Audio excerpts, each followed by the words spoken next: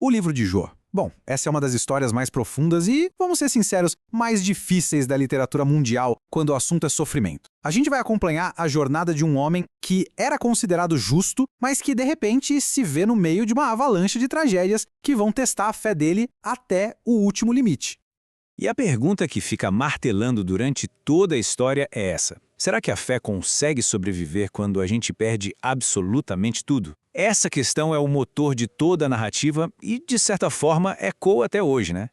Mas olha, para a gente entender o tamanho do buraco, primeiro a gente precisa saber o quão alto ele estava. A história começa nos pintando um quadro da vida de Jó, e era uma vida que parecia, sinceramente, perfeita. E o mais impressionante sobre a fama de Jó é de onde ela vinha.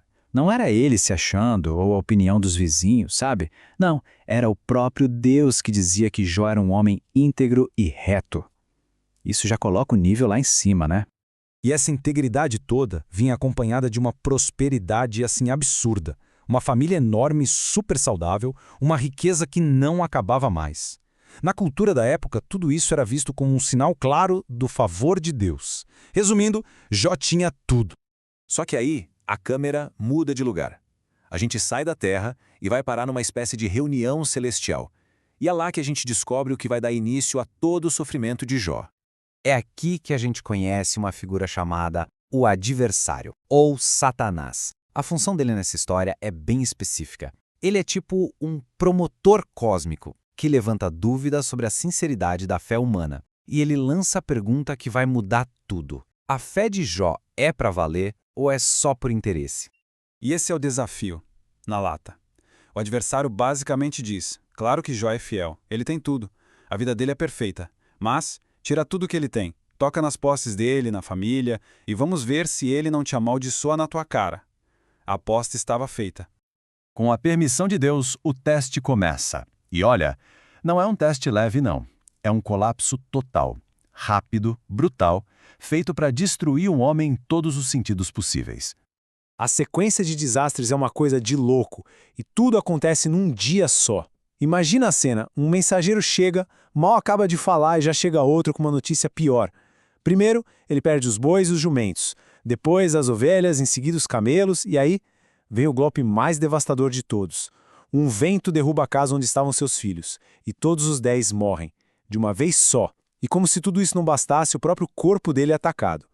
É aqui, no fundo do poço, que vem a reação mais inacreditável da história.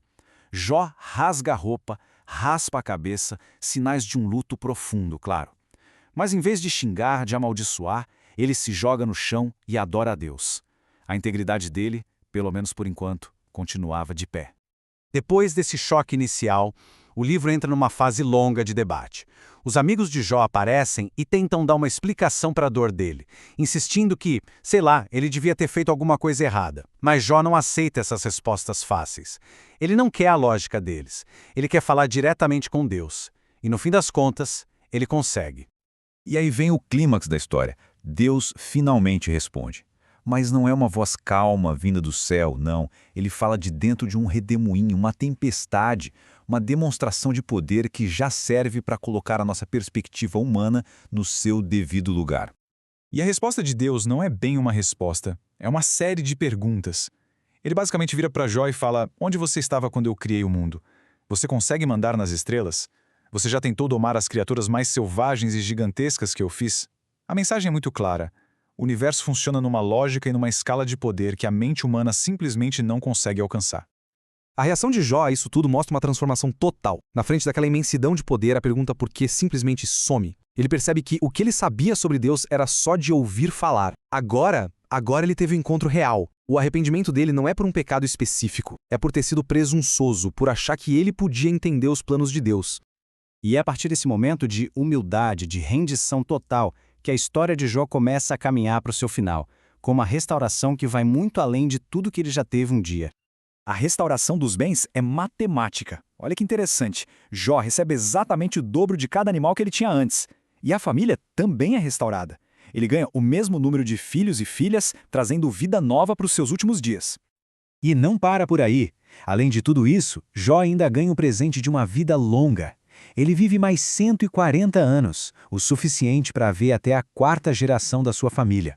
Um final que simboliza uma vida completa, plena, a recompensa final pela sua fé.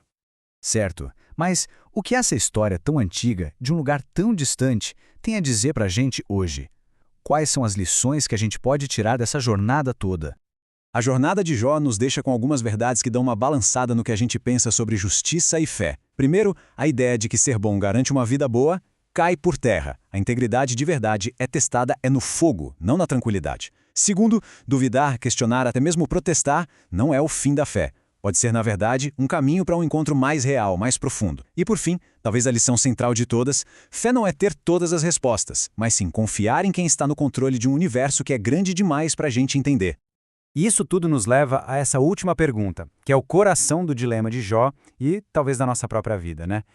Diante daquilo que a gente não consegue explicar, o que é mais importante para a fé? Ter respostas ou ter confiança? A história de Jó não dá uma solução fácil, mas com certeza nos convida a pensar muito sobre isso.